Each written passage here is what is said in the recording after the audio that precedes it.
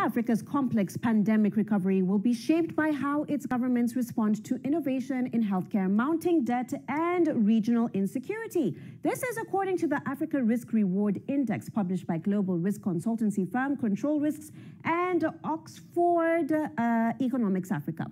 The report that serves as a guide for policymakers, business leaders, and investors highlights Algeria, Zambia, Tanzania, and Malawi as some of the countries whose risk scores reduced, and placed South Africa, Zimbabwe, Ethiopia, and Nigeria, whose risk scores increased.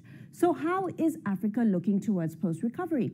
It seems the pandemic has served as a catalyst in spurring new industries, particularly in biotechnology and e-health services such as telemedicine and digital healthcare applications. Investment in African health tech startups reached $103 million in 2020, almost 4 times the level seen in 2019. These are just some of the sectors that are expected to play a crucial role in economic recovery post-COVID. So earlier on, I had a chat with Seamus Duggan, Control Risks Associate Director Sub-Saharan Africa. I started by asking him how African countries have performed relative to their peers in post-pandemic recovery. So we all know, vaccine rollout has been uneven and slow in Africa. And this means that, with COVID-19, we're still seeing restrictions on the movement of people, including, globally.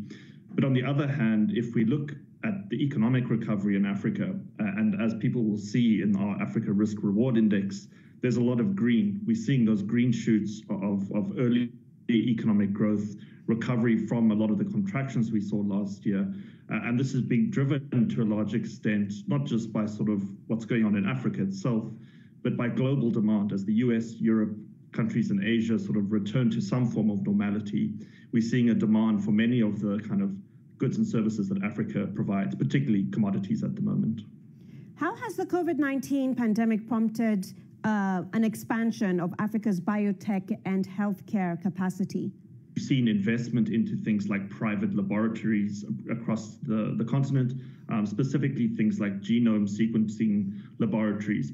And this is applicable not just to COVID-19, those kind of private labs are applicable to malaria, to tuberculosis, to HIV and AIDS research. How are Africans poised to recover from the massive debt crisis without hindering economic growth and also at the same time, recovering from the economic shocks of COVID-19? We're seeing sort of funds being designated specifically for servicing debt. We're seeing some states that are sort of issuing Eurobonds. But I think one trend that we're seeing in particular is African states trying to shift away from global debt towards domestic debt financing, which means that they can finance that debt according to sort of domestic currency rather than foreign currency. And that's a more sustainable model in the long term. What are the biggest risks for investors navigating a post-pandemic Africa?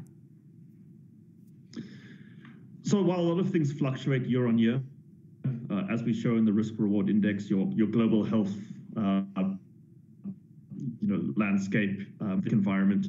One of the ever-presents in Africa is unfortunately going to be the security environment, whether that's civil unrest like we saw in South Africa in June and July, the recent coup in Guinea, the militancy in northern Mozambique. Unfortunately, these are always going to be issues that are ever-present.